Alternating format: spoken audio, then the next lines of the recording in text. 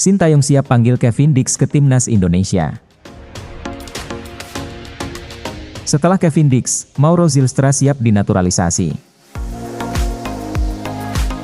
Pelatih Jepang ungkap strategi taklukan Indonesia. Lawan Jepang, Indonesia punya satu keuntungan. Rizky Ridho santai hadapi tuntutan tinggi supporter. Sintayong belak-belakan soal obrolan dengan Asnawi sebelum pencoretan.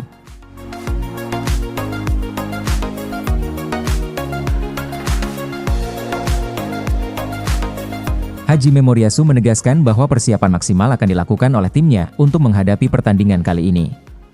Meskipun banyak pihak menganggap Jepang sebagai tim unggulan, Moriyasu menolak untuk bersikap lengah. Ia menekankan bahwa setiap pertandingan tandang memiliki tantangan tersendiri yang tidak boleh dianggap remeh. Fokus penuh menjadi kunci bagi Jepang untuk meraih hasil optimal di laga ini. Meskipun Jepang dianggap lebih unggul, Moriyasu tetap memperingatkan pemainnya agar tidak meremehkan lawan. Ia menyadari bahwa timnas Indonesia telah mengalami perubahan positif yang signifikan. Peningkatan ini merupakan bukti bahwa Jepang perlu bermain dengan waspada dan tidak boleh menganggap remeh kekuatan lawan. Oleh karena itu, ia meminta pemainnya untuk tetap menjaga konsentrasi penuh selama pertandingan. Dalam menghadapi tantangan ini, Moriyasu juga meminta timnya untuk bekerja keras di setiap aspek permainan. Efektivitas dalam bertahan dan menyerang adalah kunci yang harus dikuasai untuk menghadapi Indonesia. Ia berharap Jepang bisa mempertahankan struktur pertahanan yang kokoh dan memanfaatkan serangan cepat guna menciptakan peluang di lapangan. Fokus ini akan sangat menentukan performa Jepang pada pertandingan nanti. Selain itu, Moriyasu memberikan instruksi khusus kepada para pemain Jepang untuk mampu menembus pertahanan lawan. Ia ingin aliran bola berjalan cepat dan dinamis sehingga tekanan bisa terus diberikan kepada lawan. Bagi Moriyasu, menekan lawan sejak awal adalah strategi yang efektif untuk mengendalikan ritme pertandingan. Pendekatan ini ia harapkan dapat meminimalisasi kesempatan Indonesia dalam membangun serangan.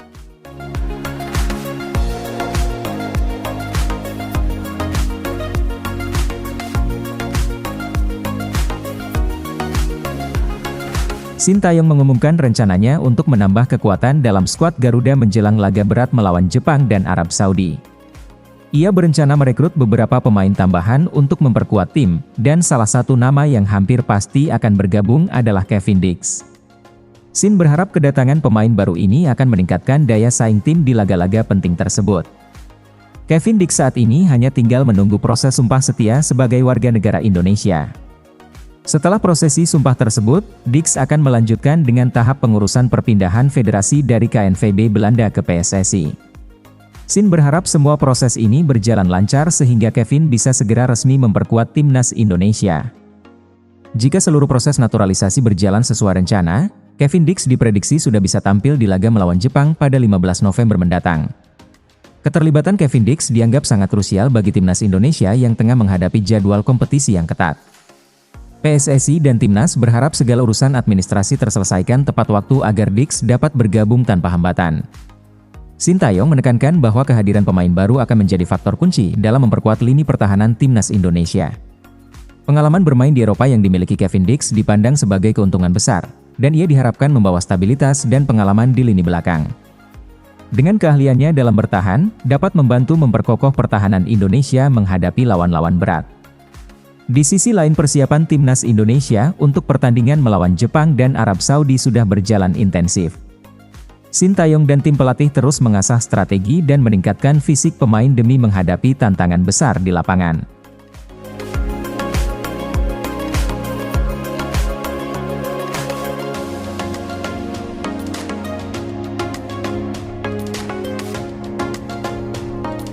Setelah Kevin Dix, timnas Indonesia akan segera kedatangan pemain naturalisasi baru bernama Mauro Zylstra. Mauro adalah penyerang muda berusia 19 tahun yang memiliki darah Sunda. Pemain berbakat ini berharap dapat bergabung dengan timnas Indonesia secepatnya setelah proses naturalisasinya rampung. Keinginan Mauro untuk bergabung dengan skuad Garuda semakin kuat, apalagi dokumen yang diperlukan sudah dikirimkan kepada PSSI. Dalam wawancara di kanal YouTube Yusa Nugraha, Mauro mengungkapkan bahwa semua dokumen yang dibutuhkan telah lengkap dan diterima oleh PSSI. Yusa Nugraha menguatkan pernyataan tersebut dengan membagikan hasil pertemuannya bersama Arya Sinulinga. Ia mengungkapkan bahwa Arya memastikan dokumen Mauro sudah lengkap dan memenuhi persyaratan yang dibutuhkan. Yusa menjelaskan bahwa Arya Sinulinga telah melakukan pengecekan teliti terhadap setiap dokumen yang diajukan Mauro.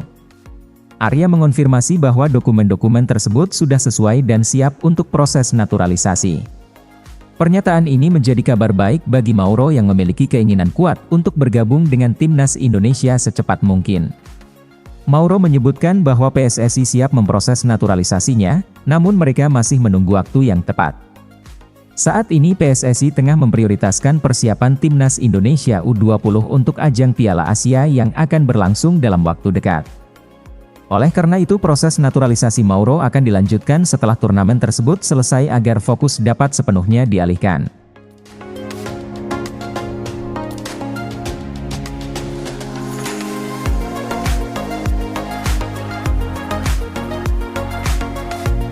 Menjelang pertandingan melawan Jepang, Sintayong menyoroti satu keuntungan bagi timnya. Menurutnya absennya Ayase Ueda dari skuad Jepang bisa menjadi peluang positif bagi Indonesia. Dengan tidak hadirnya Ueda, Sintayong berharap bahwa timnya dapat lebih siap menghadapi serangan Jepang. Sintayong menegaskan bahwa Jepang tetap menjadi lawan yang sangat kuat. Baginya kekuatan Jepang tidak hanya bergantung pada satu pemain saja. Jepang dikenal memiliki organisasi permainan yang sangat solid dan terstruktur. Sintayong kemudian mengingatkan para pemain Indonesia agar tidak kehilangan fokus hanya karena Jepang kehilangan satu pemain penting. Ia menekankan bahwa kekompakan dan disiplin tim Jepang tetap menjadi ancaman serius di lapangan. Pelatih asal Korea Selatan ini meminta para pemainnya untuk tetap waspada dan tidak menganggap enteng kemampuan lawan. Lebih lanjut, Sintayong menegaskan pentingnya persiapan matang untuk menghadapi tim sekuat Jepang. Ia berharap para pemain Indonesia tetap fokus dan siap menghadapi berbagai situasi yang mungkin terjadi selama pertandingan berlangsung. Absennya satu pemain lawan tidak boleh membuat Indonesia merasa terlalu percaya diri atau mengurangi intensitas persiapan mereka. Sintayong juga menggarisbawahi pentingnya kerja sama tim saat menghadapi Jepang. Ia ingin seluruh pemain menunjukkan usaha maksimal dan menjaga konsentrasi tinggi sepanjang pertandingan.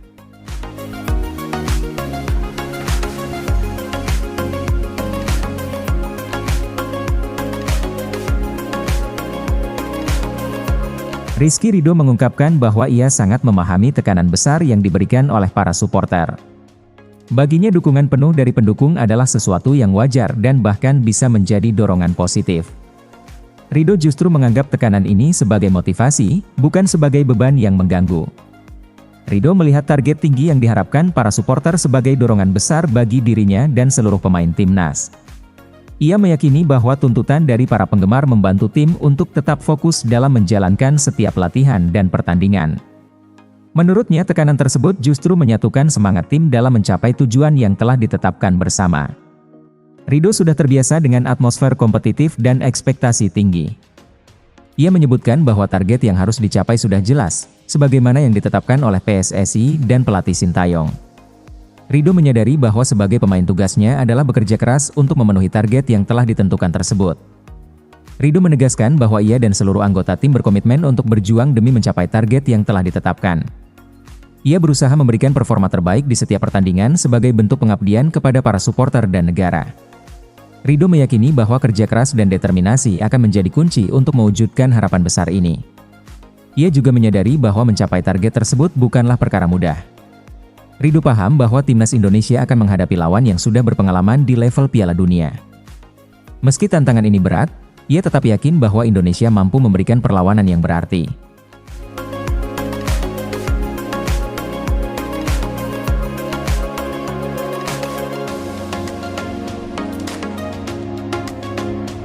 Sintayong baru-baru ini mengungkapkan percakapannya dengan Asnawi Mangkualam sebelum memutuskan untuk mencoret pemain tersebut dari skuad. Keputusan ini menarik perhatian publik dan memunculkan berbagai spekulasi mengenai alasan di balik pencoretan Asnawi. Banyak yang menduga bahwa keputusan tersebut mungkin disebabkan oleh alasan teknis atau performa di lapangan. Namun Sintayong menjelaskan bahwa pencoretan Asnawi murni dikarenakan cedera hamstring yang dialami pemain itu. Pelatih asal Korea Selatan ini menegaskan bahwa kondisi cedera hamstring Asnawi cukup serius dan memerlukan perhatian lebih. Sin merasa bahwa jika Asnawi dipaksakan untuk bermain, cedera tersebut dapat memburuk dan berdampak pada pertandingan penting berikutnya. Sebelum mengambil keputusan, Shin Taeyong sudah terlebih dahulu berbicara langsung dengan Asnawi untuk membahas kondisi kesehatannya. Dalam percakapan tersebut, Shin ingin memastikan kondisi fisik Asnawi sehingga ia dapat membuat keputusan yang paling tepat bagi tim dan pemain. Asnawi dengan lapang dada menerima situasinya dan memahami bahwa keputusan untuk tidak dipanggil kali ini adalah yang terbaik bagi dirinya. Setelah mendengar penjelasan dari Asnawi mengenai cedera yang ia alami, Shin Taeyong memutuskan untuk tidak menyertakan pemain tersebut dalam skuad. Shin menilai bahwa keputusan ini penting demi kebaikan tim secara keseluruhan serta untuk menjaga kesehatan Asnawi. Ia mengambil langkah ini agar cedera hamstring Asnawi tidak semakin parah jika dipaksa tampil dalam pertandingan. Shin Taeyong menegaskan bahwa menjaga kesehatan pemain adalah prioritas utama dalam mengambil setiap keputusan. Menurutnya cedera hamstring bisa menjadi masalah serius jika kambuh saat bertanding, yang bahkan bisa membahayakan karir Asnawi.